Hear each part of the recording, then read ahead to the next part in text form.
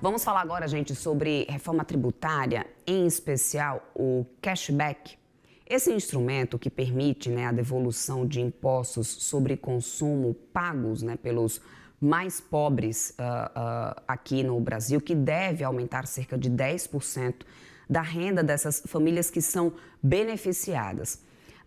Mas esse cashback, ele terá também impacto distinto entre as 5 regiões do Brasil. E para poder comentar esse levantamento, eu converso agora com o Rafael Barbosa, que já está aqui para a gente conversar sobre isso, pesquisador, inclusive, do Centro de Estudos para o Desenvolvimento do Nordeste, do Instituto Brasileiro de Economia da FGV IBRE, que já está aqui comigo, então, para poder a gente trazer um pouco desses destaques.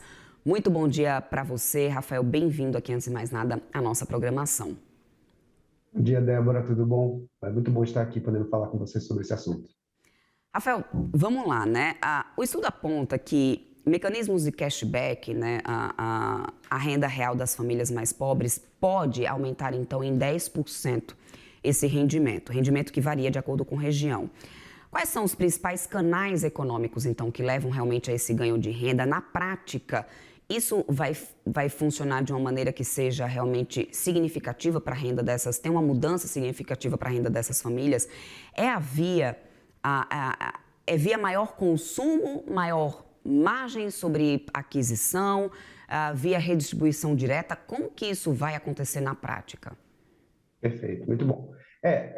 Bom, deixa eu explicar um pouquinho antes como que vai funcionar esse cashback e aí eu passo, acho que facilita para responder as suas perguntas.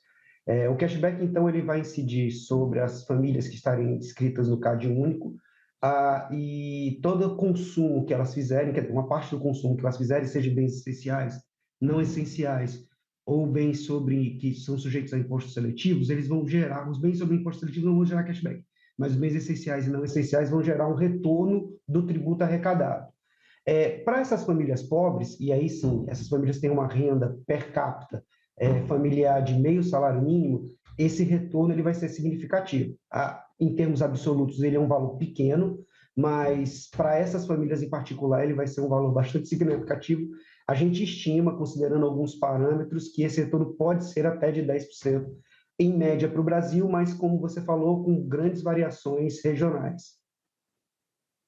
E pensando ainda nessa questão de efeito prático de impacto realmente na renda dessas famílias, Uhum. quem deve sofrer mais em termos de perfil social, geográfico, quem deve ser beneficiado mais com esse cashback nesse momento? As famílias urbanas, rurais, as famílias de repente nordestinas ou de regiões específicas que acabam ganhando agora mais com essa questão desse cashback? A gente consegue já definir, porque a gente tem uma mudança regional de valor desse cashback, inclusive, Rafael? Perfeito. O que a gente observou é que o que acaba importando mais nesse momento, pelo menos para essas estimativas iniciais, do impacto do cashback é o quanto as famílias mais pobres consomem. E isso varia tanto em região urbana como rural, e principalmente entre regiões. Então, o que a gente observou é que as regiões Nordeste, quando a gente fala de pessoas pobres, ou seja, são aqueles que têm renda per capita familiar abaixo de meio salário mínimo, essas famílias elas têm um padrão de consumo, uma quantidade de consumo muito menor do que as famílias pobres também, mas da região Sudeste, Centro-Oeste ou Sul. Então, a expectativa é que essas famílias da região Centro-Oeste, Sul e Sudeste, elas vão ganhar muito mais com o cashback, vão ter um retorno maior, mas porque elas, quando comparadas com as famílias do Nordeste, elas acabam consumindo mais. Então, a expectativa é que o Nordeste ele vai ter um retorno menor de cashback, as famílias pobres vão ter um retorno menor de cashback, enquanto as famílias de Sul, Sudeste e Centro-Oeste elas vão ter um retorno maior. Essa variação, ela modifica aí em torno de 3 a 4 pontos percentuais de retorno familiar, de renda Agora, familiar. que ponto, Rafael, isso também pode implicar em endividamento ou em consumo supérfluo? É claro que a gente tem esse mecanismo de estímulo ao consumo nas rendas maiores, como você muito bem pontuou, mas como que o estudo aborda eventuais efeitos colaterais negativos, do uso desse cashback nessas camadas da população? Em geral, esse tipo de população, ela destina esse tipo de recurso muito diretamente para o consumo de alimentos, como a gente falou. É uma população muito de baixa renda, certo? Então, ela tem uma precariedade alimentar muito grande. Então, em geral, essas famílias destinam parte desse recurso para a alimentação. Quando a gente foi observar a composição do consumo das famílias entre as regiões, a gente não observou uma mudança muito grande de composição, ou seja, as famílias pobres, basicamente, elas consomem a mesma composição, e isso eu estou falando em termos de bens essenciais, água, luz, energia elétrica, bens não essenciais, que são todos os outros bens, exceto aqueles que estão sujeitos a impostos seletivos. E esse que estão sujeitos a imposto seletivo poderia ser um desvio não adequado dessa renda.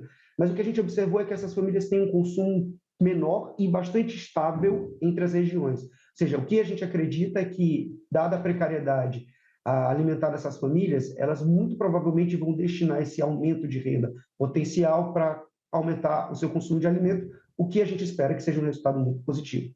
E qual que é o horizonte aí temporal, né, que é considerado aí por esse estudo para que esse efeito ocorra? É um ganho imediato, se a gente pode dizer assim, de curto prazo, né, 6 meses, por exemplo, ou é gradual ao longo de alguns Perfeito. anos?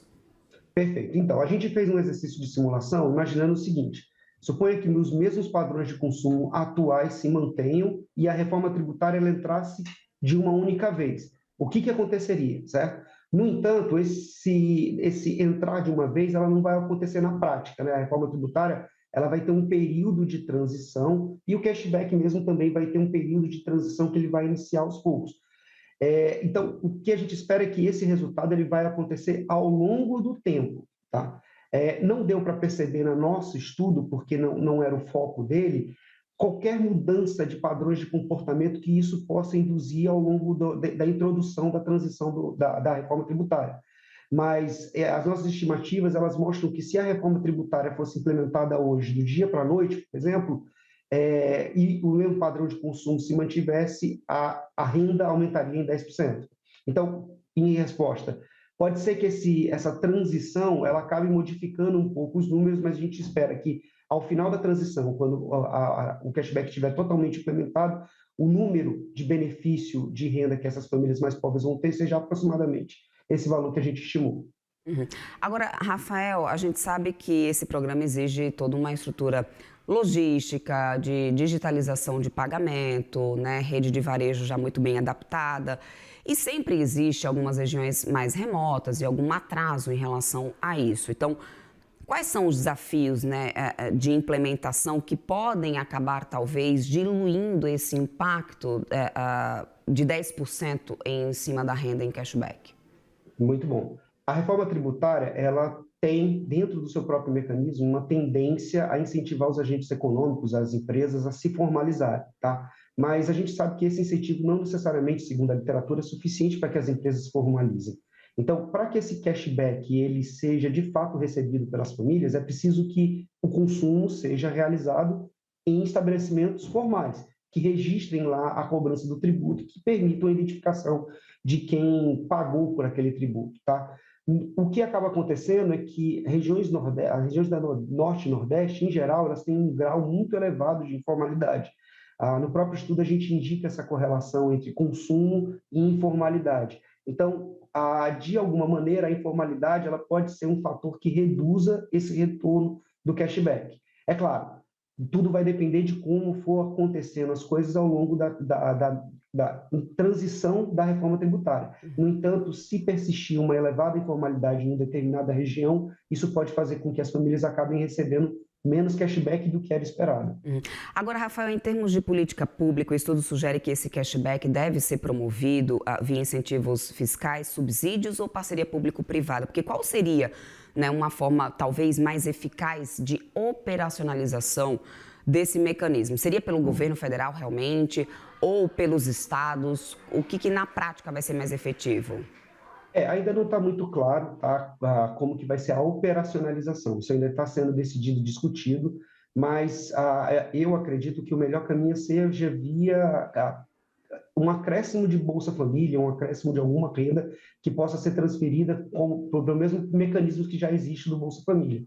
Né? Então, as famílias pobres, elas em geral já são inscritas no CAD único, o governo já tem a base de dados e conhece essas famílias, muitas delas têm acesso ao Bolsa Família, é o cartão que dá acesso ao Bolsa Família, então ele poderia vir como um acréscimo de renda adicional, né, na Bolsa Família. Pode ser esse o mecanismo, eu acredito que seja um mecanismo menos custoso, mas é preciso ainda um pouco mais de tempo para ver como que o governo vai decidir operacionalizar esse programa de cashback. Você já deixou aqui o gancho para a minha próxima pergunta, Rafael, que é justamente essa questão dos programas sociais, como você muito bem pontuou, né? Muitas dessas famílias já estão no Cade Único e já têm acesso a outros programas sociais, ou seja, né, Bolsa Família, programa de microcrédito. Por acaso, pode haver uma duplicação nesse momento de interação com outros programas ou, de repente, sinergia, conflito de políticas? Há algum risco em relação a isso? Acredito que não, porque esse programa cashback ele vai ser muito dependente do consumo das famílias, certo? Então, a família que consumir mais em mecanismos legais, ela vai acabar recebendo mais. Então, por isso que a gente até espera que vá haver um incentivo à formalização. E essas famílias, é importante lembrar que, novamente, elas são famílias que vivem com uma renda per capita média familiar de meio salário mínimo. São famílias que precisam muito desse tipo de recurso. Então, acredito que essa compensação, esse aumento, né, essa devolução, né, dos tributos que são arrecadados quando essas famílias consomem, vai ser um benefício importante para a vida social delas. É importante lembrar que o cashback, a ideia dele central é reduzir a regressividade do imposto que vai ser colocado em prática quando for iniciada, de fato, a reforma tributária. Tá? Então, a reforma tributária, esse tipo de imposto, ele tem uma regressividade muito grande, ou seja, tanto os ricos como os não pobres ou quanto os pobres, eles pagam o mesmo tributo quando eles vão consumir o bem. Então, a ideia dele é reduzir um pouco essa regressividade e isso é bastante relevante para essas famílias. Perfeito. Quero muito agradecer, Rafael, aqui teu tempo conosco. Conversamos com Rafael Barbosa, pesquisador do Centro de Estudos para Desenvolvimento do Nordeste, do Instituto Brasileiro de Economia da FGV IBRE. Bem-vindo sempre por aqui. Até uma próxima. Obrigado. Até mais.